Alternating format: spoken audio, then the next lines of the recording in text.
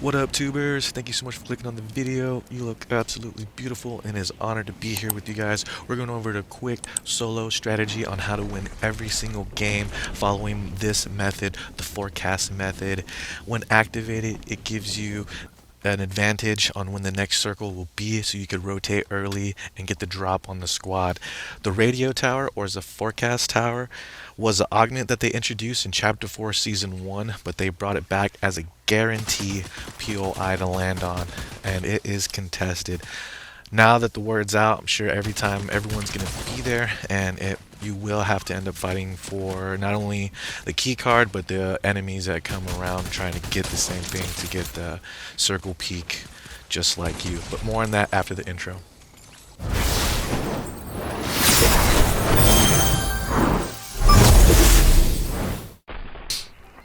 So getting right into it, this is just some game footage on how to use the forecast tower correctly.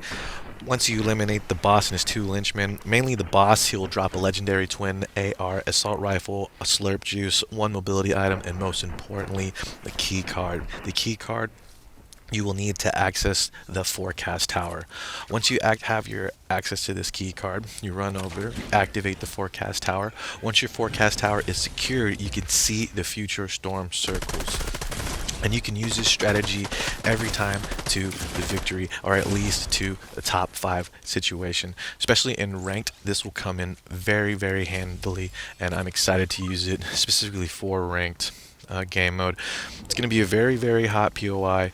A lot of people are going to be interested in using this strategy because it does give you future storm advantage and gives you early ideas on where to rotate to and how to use the map to your advantage. So that's what I did in each game here.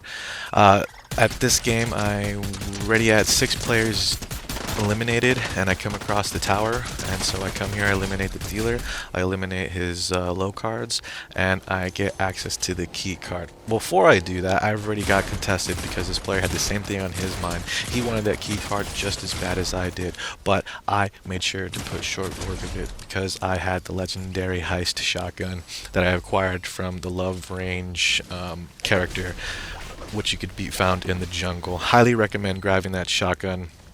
So after I got my keycard, my legendary twin assault rifle, I go ahead and activate it to secure my forecast. Once my forecast is secure, it gives me that future storm peak that we're talking about, that feature advantage, so you can make those early map rotations.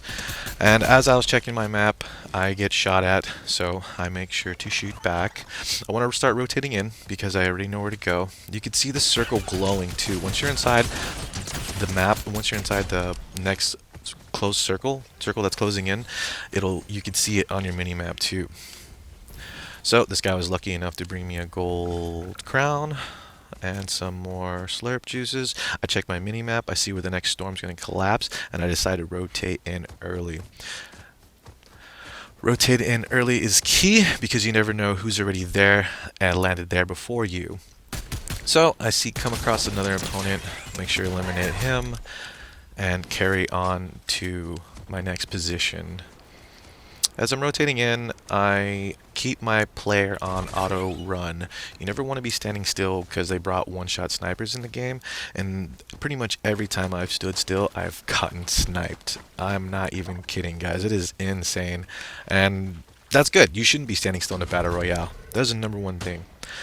So I keep my player on auto run as I check my mini-map, and I could check my mini-map to go in to see where I want to rotate next. As I'm rotating in this circle, I find these 2 players fighting, so I third-party them to get both the kills. And right now I'm on good pace. I have 12 kills with 3 more to go, and I'm exactly where I want to be for the next circle.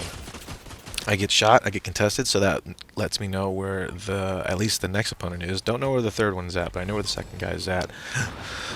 Made a mistake here, popped my slurp juice too early. And I wanted to stay inside of this second circle that's glowing. And so I keep outside of the zone, hugging the circle. My dino's holding my back, watching my back.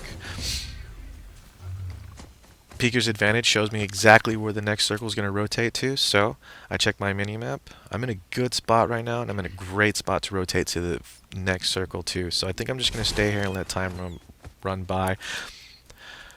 And so I start to rotate. I soon realize I should have had high ground and realize I can't take Dino with me. So I make the stab departure and leave him behind as I rotate up to the higher ground. Keeping the high ground is key, and I should have always been doing this. As I make my way around, I realize I'm not the only one. This guy has higher ground than I do, and I get shot down from below. Right at this point, I just want the dub, so I pop my last slurp juice and I rotate out of there to try and get a better position. I go the wrong way and find out the right way to go, and soon I'm getting shot at from both opponents too. So that's the thing, I made a mistake and cut right through the circle. You never want to do that. You always want to try and go on the outer sides of the circle when you do have to rotate from one opposite side of the circle to the other. Alright, never go straight across, always go around. Follow the circle's edge. And depending on how many hills, you could even use a storm to your advantage too, meaning going in and out of the side of the storm so they can't see you, but you have to have the right hills to do it. I like my positioning. I rotate in to get center circle. Checking my mini-map, I'm a little bit more at ease because I know I'm the one at the highest ground, so I can look at my map a little bit longer. But if you are not, then don't look at your mini-map. Look at your mini-map while you're in fighting and use that to your best advantage. I used the wrong zip line. Soon realized that, have to rotate out of there, try and get the right zip line. That storm chunked out my health. And so now I just have to play it smart, which only way I could do it is by using the Peeker's advantage, the Storm's advantage. I see him, he beams me, and I pretty much know this game is chalked. But the same strategy I will apply to the next game. And this guy, all he has to do is just rush me and literally breathe on me and I'm down. So, what did I do? Quit that game, backed right out, and rinsed and repeat. Got myself in a top 3 situation. Now I'm in a top 2 situation. Looking back, I remember all the things I did wrong. Now I have my mobility, I have my slurp juice, I have my mythic, and I am ready for the final player. My mini-map tells me I'm in a good position. Staying on the outside of the circle, I rotate in. As I'm rotating in, I get myself in a little bush, trying to only to find out where the opponent's at. I don't want to go running out nowhere because I don't know where he's at. At this point, I want to make sure I put shots on him first before he puts shots on me. So at this point, this is where I see him. I make sure to wait a little bit so the storm comes in. He gives me enough time, so I put damage. I get into 34 white, and at this time I decide to push. I know where the storm's at because of forecast tower, and I push him. So just a quick tips and tricks videos on how to win every solo game. If you like what you see, like, comment, subscribe. Have a great day, have a great month, have a great year. My name's Sincere, and I'll see you in the next video. Bye bye.